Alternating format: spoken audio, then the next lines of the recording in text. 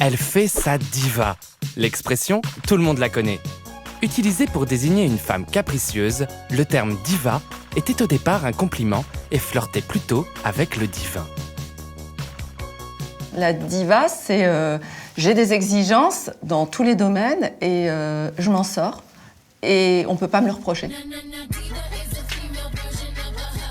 Alors, se faire appeler diva, est-il redevenu cool ?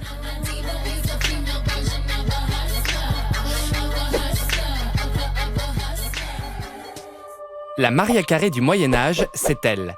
Hildegard von Bingen, canonisée par Benoît XVI en 2012, était une célèbre nonne allemande. Et si les femmes à l'époque n'avaient pas le droit de chanter dans les églises, Hildegard considérait le chant comme un moyen de se connecter à Dieu. Sa voix, considérée comme divine, fait d'elle sans le savoir la première diva.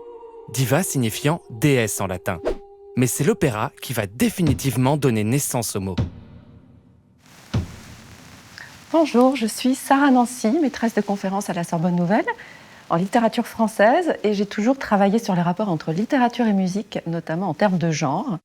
D'ailleurs, diva c'est bien, mais on dit comment pour les hommes ?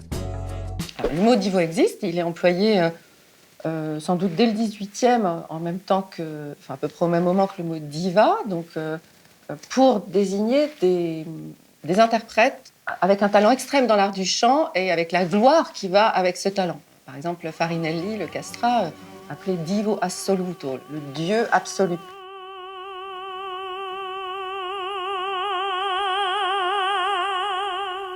Mais ô rage, ô désespoir, ô célébrité ennemie, la diva va devenir une figure tragique, celle de la star maudite par son talent et consommée par sa passion. L'une des plus célèbres, Maria Malibran, chanteuse lyrique qui, même à l'agonie après une chute de cheval, chanta jusqu'à sa mort à l'âge de 28 ans en 1836, sacrifice ultime à son art.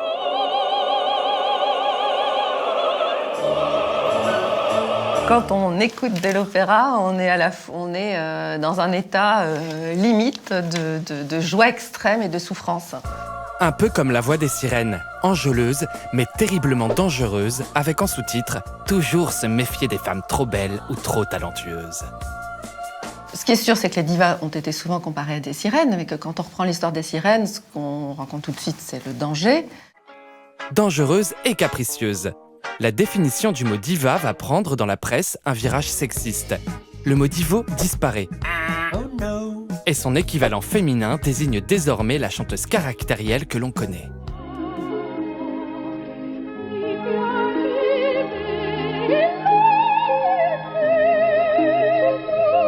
La plus célèbre, Maria Callas, que les journalistes critiquent pour ses caprices et ses colères. On l'accuse même d'avoir abandonné la scène de l'Opéra de Rome en janvier 1958 sur un coup de tête. La vraie raison ? Une maladie des cordes vocales. Marketée pour la presse et les tabloïds, faire sa diva devient « Oh, la vilaine capricieuse !» Mais la contre-attaque s'organise et les chanteuses vont se réapproprier le mot.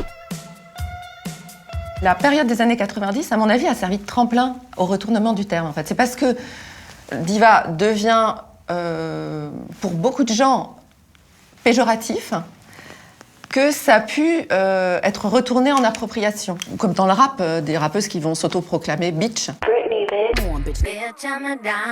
Enfin, c'est vraiment la revendication d'une insulte. Adele, Ariana Grande, Lady Gaga ou entre autres Lana Del Rey sont les dignes héritières des divas d'autrefois, tout en modernisant leur discours ouvertement féministe. Comme Angie, chanteuse et rappeuse qui se réapproprie le terme, non ? Bien sûr, puisque je fais mon possible pour exceller dans ce que je fais.